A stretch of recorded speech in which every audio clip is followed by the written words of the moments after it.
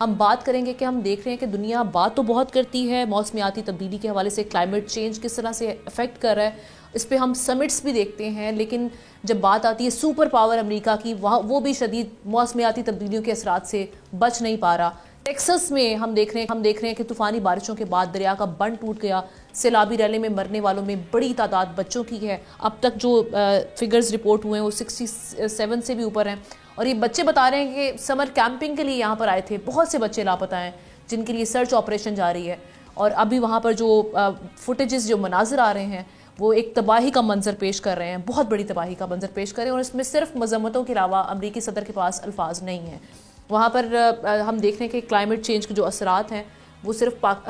ہم امریکہ میں نہیں دیکھ رہے، پاکستان تو اس سے بے حد متاثر ہے، اور ہر سال ہی ہم دیکھتے ہیں کہ مونسون جو ہے وہ اپنے وار کرتا ہے۔ پچھلے 2 ہفتوں کی اگر ہم بات کر لیں، اس سال 66 افراد لقمہ اجل بن چکے ہیں اور 127 افراد زخمی ہیں، اور ندی نالوں کی طغیانی خطرے کی گھنٹی بجا رہی ہے۔ پختونخوا اور پنجاب خاص طور پر متاثر ہوئے ہیں، جہاں پر لینڈ سلائیڈنگ اور مکانات کی تباہی کے واقعات رپورٹ ہو رہے ہیں۔ پی ڈی ایم اے نے 10 جولائی تک مزید سیلابی صورتحال کی وارننگ جاری رکھی ہے۔ ابھی ہم نے دیکھا تھا کہ ابھی ایک غم ہمارا ہلکا نہیں ہوا، اور وہ جس طرح سے ڈسکا فیملی اور وہاں پر جو مردان کے لوگ تھے،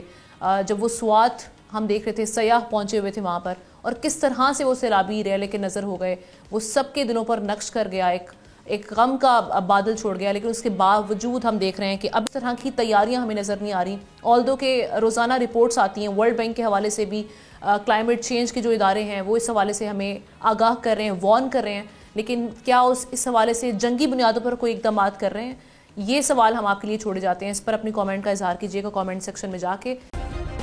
سبسکرائب کریں اور بیل دبائیں تاکہ کوئی خبر رہ نہ جائے۔